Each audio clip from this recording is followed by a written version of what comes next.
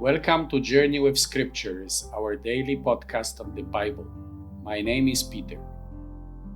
As we celebrate 19th Sunday in Ordinary Time, Year A, we are going to reflect upon the famous story of Jesus and Peter walking on the water. We often find ourselves in the midst of the storms of life, and the only thing that sustains us is our trust in God's real presence that brings us courage and peace. Enjoy this episode and share it with others.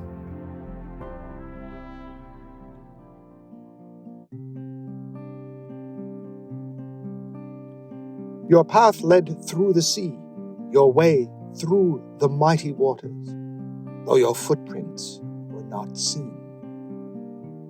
The liturgy of the Word today reveals to us the divinity of Christ. He who walks on the water is above all, God blessed forever, and the Church worships him. In Jesus' time, the Lake of Galilee was also called the Sea of Tiberias in honor of the Emperor Tiberius, during whose reign Jesus was crucified.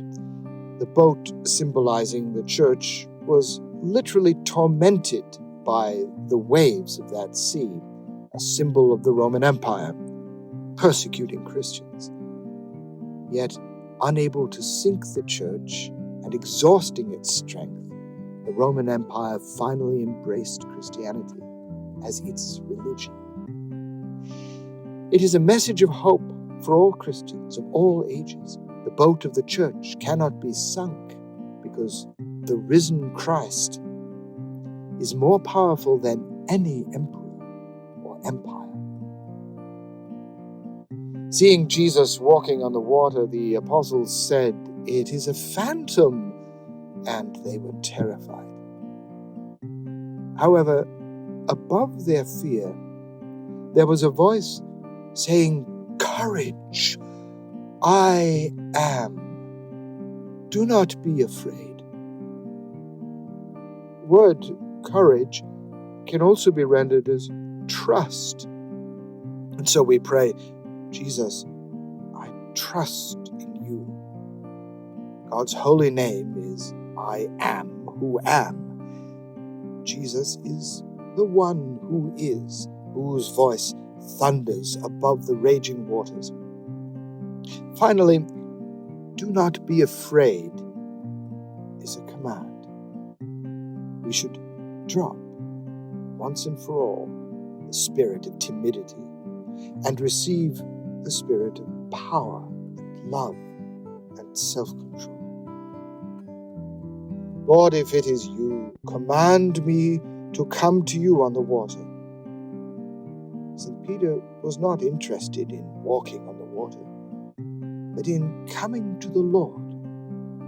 It was not a miracle that he was after, but to be with the Lord. The letter to the Hebrews tells us to fix our eyes on Jesus, the pioneer and perfecter of faith. As long as we do that, incredible things happen in our lives. But the moment we allow ourselves to be distracted, we get into trouble. Come. The Israelites entered into the midst of the sea and walked on dry ground. But the Egyptians sank into the depths like a stone. Peter was already within Jesus' reach when he began to sink, also like a stone. Why? To doubt is to be torn between two options, and a double-minded man is unstable in all his ways. In each of us, there is that inner struggle between faith and doubt, courage and fear, that prevents us from walking confidently on the rough waves of life. The waters came up to Peter's neck, and he cried, "Lord, save me!" And Jesus, in his great mercy, heard his cry.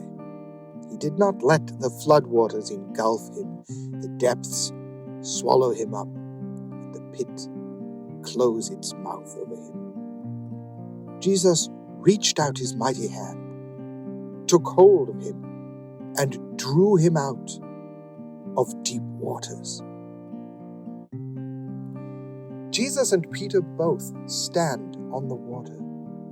The wind is still blowing, and Peter hears that he is a man of little faith. When everything became silent, Elijah covered his face and stood at the entrance of the cave before the Lord.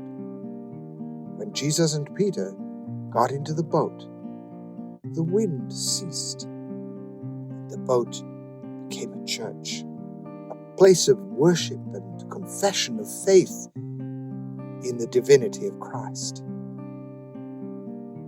Truly, you are the Son of God. It is this faith that St. Paul desires from the bottom of his broken heart for his kinsmen. It is our mission to lead the whole world to the profession of this faith.